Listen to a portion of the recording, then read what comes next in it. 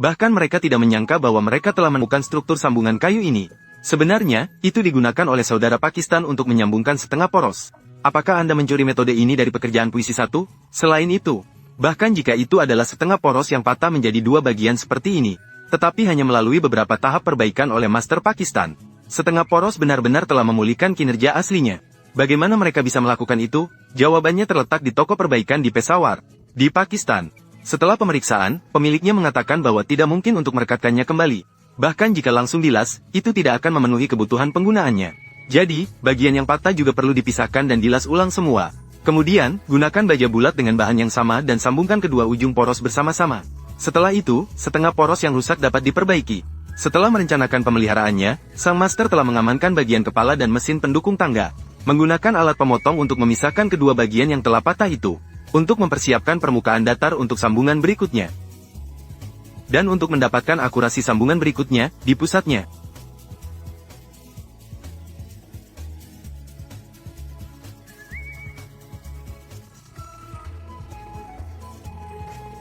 Sang master juga perlu mengebor lubang kecil agar bisa menyambung kembali. Setelah mata bor mengonfirmasi kedalaman lubang, kemudian menggunakan mata bor spiral untuk memperbesar diameter lubang, sampai posisi lubang memenuhi persyaratan penyambungan. Setelah mengolah posisi yang telah diproses, saat itu saya mengira pekerjaan pengolahan permukaannya telah selesai. Siapa yang dapat menduga bahwa Master Pakistan akan membalikkan keadaan? Di permukaan penyangga, mereka mengelas kesambungan tetap, kemudian mengamankan mata bor ke penutup mesin bubut, mengubah mesin bubut biasa menjadi mesin Fries. Pemilik berencana untuk menghapus dua alur di kedua sisi lubang, menggunakan struktur sambungan untuk membuat penghubung di tengah poros. Setelah alur terbentuk, proses pemrosesan permukaan juga telah selesai. Selanjutnya mulai bekerja di ujung sisi lain dari pengungkit. Langkah ini mirip dengan langkah sebelumnya, bagian yang patah juga diputar ke depan. Hanya setiap detail yang dilaksanakan hingga sempurna. Maka setelah poros dipasang, baru akan lebih kuat.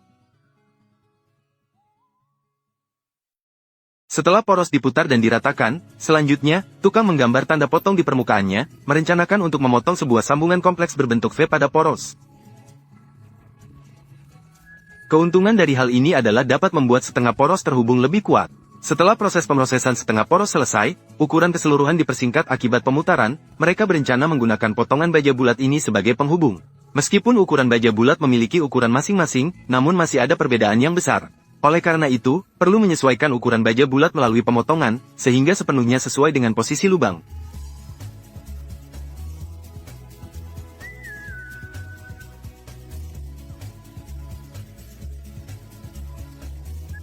Setelah ukuran baja awal yang diminta untuk disambungkan, permukaan yang sesuai juga harus diputar ke samping, sehingga bagian baja silinder cocok dengan permukaan poros. Setelah menyelesaikan tahap itu, sang guru sekali lagi mengikat bagian poros di atas Eto, menghaluskan bagian alur di tepi kursi menjadi bentuk V yang menonjol. Dengan cara ini, dapat menciptakan sambungan dengan bentuk V cekung dari bagian setengah poros lainnya. Setelah selesai menghaluskan, gunakan setengah poros lainnya untuk membandingkan sambungan. Setelah memastikan tidak ada kesalahan, barulah dapat menggabungkannya bersama-sama.